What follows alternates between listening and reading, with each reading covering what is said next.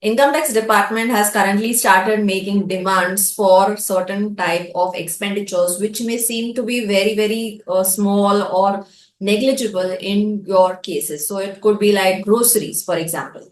So how much you spend on certain items like groceries and shopping and other such things are also being demanded under section 142(1) of the Income Tax Act, where they have documents and disclosures required to be furnished by the taxpayer. So you have filed your returns and you sit back and relax. But if you get a notice under 142(1), then you will need to reply to it. You will have to furnish the needed documents. So what if these documents are something which you never imagined that they would be asked for?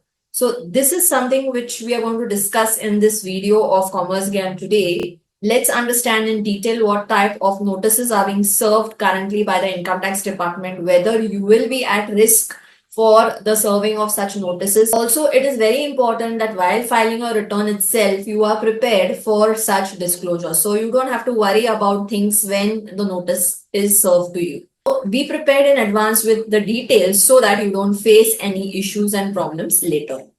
So let's understand what are these notices on expenses and how they are being served. So first thing is what type of questions is the department asking to the taxpayer? So it's like simple things. How much do you spend on groceries in a month?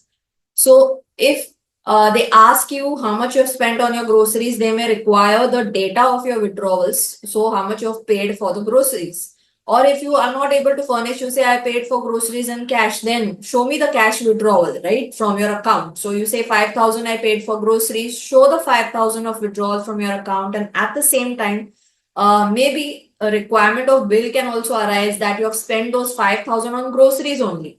So that could be what the department may ask next. So how much you paid for groceries and show us the bill, the proof that you paid actually for groceries and nothing else. So clothes, shoes, apparels, haircuts. So such type of expenditures are also being questioned and asked by the department. They are asking the taxpayers to furnish details of such things also.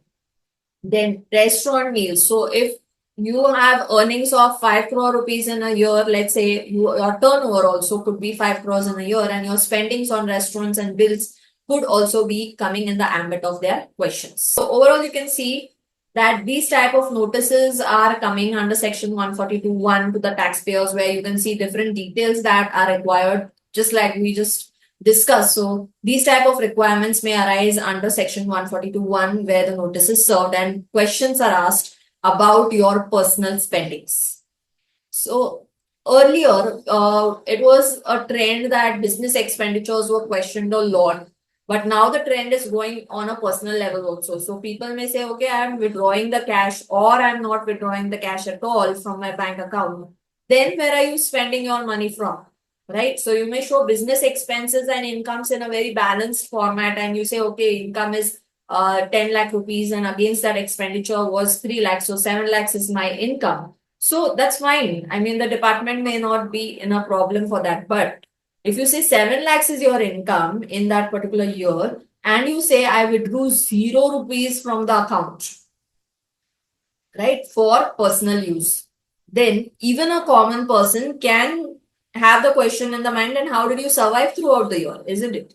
So if you have spent some amount on your personal expenses, we can understand that yes, you survived through the year with these cash withdrawals, with these spendings which you paid from your account. But if very meager or very small amounts were withdrawn in the format of cash, or payments were made through your bank account, then definitely there will be an ambit of question, because where is the money coming from, right? Nobody can survive without some spendings in the year. So personal spendings are equally being questioned in comparison to the earlier time periods when business spendings were questioned.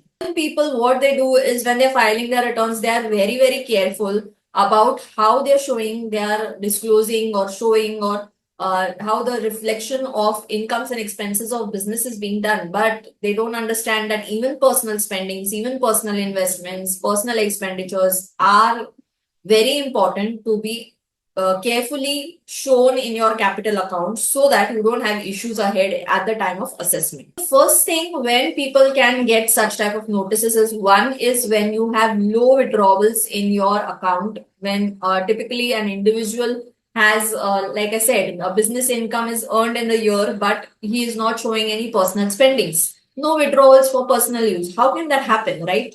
Even common sense tells us that the person will have some personal spending. So they should also match. So if you say that I'm earning 5 crore rupees net profit in a year and my personal spendings were only 5,000 a month, will that justify?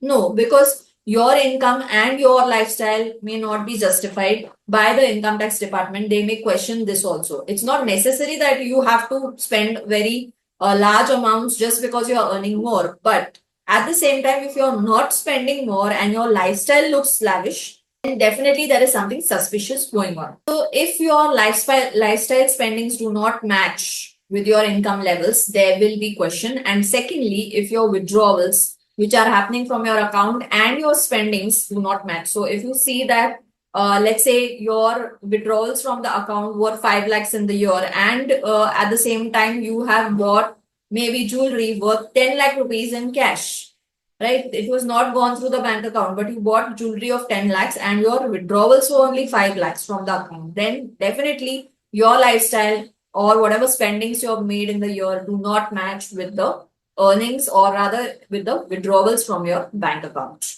So earnings may be correct, your business incomes expenses may be correct, but if your personal withdrawals do not match with the personal spendings, now this is also something which you have to be very careful about in the future so that you don't be in any trouble. So maybe you're doing everything right, there is nothing wrong, but department will demand some proofs.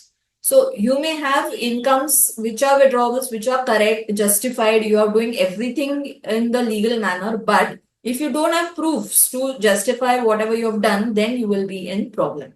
Next important thing you should worry about is when you have not disclosed all the transactions in your IT returns, income tax returns. If you have earned things in cash, but you're not disclosing it, there are people at times what they do is they have cash generated in the business. They use up this cash for personal spendings, and the business income is shown at a lower amount. So in such cases, there will be times when you have to worry because what you've spent on your personal usage in cash can also come in the ambit of the notices. So the department may come to notice by some or the other measures by how much you have spent on in terms of cash for a particular commodity.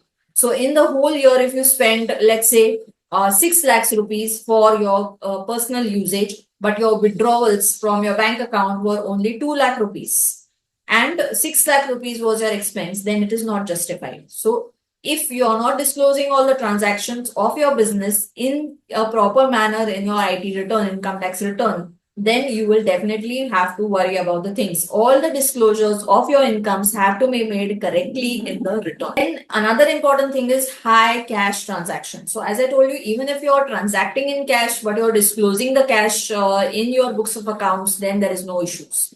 But if you are transacting in cash but not disclosing, obviously it is as good as generation of black money, and which will definitely come in the ambit of question and suspicion by the department. Again, lavish lifestyles. So you bought a car, you bought gold, you went on a foreign trip, right? You have spendings on parties and different things like that. So you have lived a lavish lifestyle in that time period in the year, but you are not showing proper cash withdrawals. So there is nothing paid through your bank account for those lavish spendings, nor have you shown cash withdrawals to justify that those spendings were made in cash. So both of these cases, you will be again in trouble. Next important thing is for those people who are filing returns on presumptive basis. Now, presumptive basis of taxation was a scheme designed by the government to ease the life of people who are doing business on a small scale. So they don't have to maintain books of accounts. They don't have to do all the things, cater to the small vouchers and other things which usual businessmen do. So there are sections like 44AD, 44ADA, 44AE and so on for presumptive basis. So those who are filing like ITR 4 or even in ITR 3, they are showing the business income under presumptive basis. This is something which you have to be very careful about. There are people who don't even bother to look up whatever their incomes and spendings are. They may file the return on presumptive basis, but there is no justification on the spendings that have been done against the income. Those taxpayers who are filing their returns on presumptive basis must remember that though they are like the department itself has given exemption from maintenance of books of account in certain cases, yet when it comes to assessment, they are always in demand of documents and proofs and books and bank statements and balance sheets and profit and loss statements for the purpose of justifying your income. So if you file a return in terms of professional fees and you're saying that, okay, I am claiming presumptive basis of taxation only on 50% of professional fees, I'm going to pay tax. So 50% of it is fine. You can directly calculate by saying, okay, 10 lakhs is my total turnover and 5 lakhs will be my presumptive income from business or profession rather. So that's fine. But if your expenditures are not equivalent to 5 lakh rupees, you will be in problem. So that is one thing in terms of business. But if at all, on the other side also, if you're saying that in the case of expenses also, business expenses one part and personal expenses another part. So even if you're filing on presumptive basis, your workings should contain business expense as well as personal expense separately, stating that there was some amount spent on personal expense also. So in the personal expenditure part also, you have to be very careful that you have to justify whatever lifestyle you have maintained in that particular year will be sufficient enough covered from the amount of cash withdrawals or spendings that you have made through your bank accounts. So this is where presumptive taxpayers can go wrong and they may face problems. There could be some people who are very smart and they may say, okay, I did not spend from my account, but my father or my mother or my relative or my wife or my husband, whatever the case is, the family member spend the money on my personal expense. Department says, okay, fine, no problem. Then everybody's PAN will be under the ambit of scrutiny. So they will call for all the PAN numbers, all the details of income tax returns file, all their incomes and expenses, their personal expenses, everything will be under scrutiny if you say that my family members spent the money on my behalf. So not just that, sometimes even if you're not claiming the amount spent from your family members, they will demand the history of your family members, the income tax filing history also and their spending history also in different cases. So you need to maintain your accounts very carefully or up to proper accuracy in terms of your business incomes expenses also and in terms of personal withdrawals and personal expenses also. So everything should be correctly matched and tallied and then only you have to file your income tax returns. Otherwise, you will be in problem. These income tax notices which are coming in terms of expenses, this is not obviously for each and every person. So only if they feel that there is a problem, only if the IT department has suspicion about certain transactions, they will send you the notices for scrutiny of your expenses. Expenses to the extent of even personal expense like groceries and other such things. Of course, everyone is not going to come in the purview of this assessment, but if you come under the purview of this assessment, then you will need to furnish all these details. So it's better to be careful than to feel sorry after you get the notice. So proper maintenance of accounts and proper disclosure of all your incomes, expenses, and as well as your personal incomes and personal withdrawals and expenses is very important at the time of filing. This is to be remembered. So hopefully this video helps you to file your returns properly and carefully when you are doing this particular upcoming tax season. Also that you don't hide any details when you are filing your returns either purposely or by making a mistake. So be careful while filing your returns and avoid such type of notices. And even if you get a notice, of course, you will be well prepared in advance for disclosure of such details if you know how to maintain these details properly. So hopefully this video helps you, and if you have not joined the journey of Commerce Gyan yet, do subscribe to this channel and share this video also with the people who may find this useful. So hope to see you in the next video of Commerce Gyan. Thank you.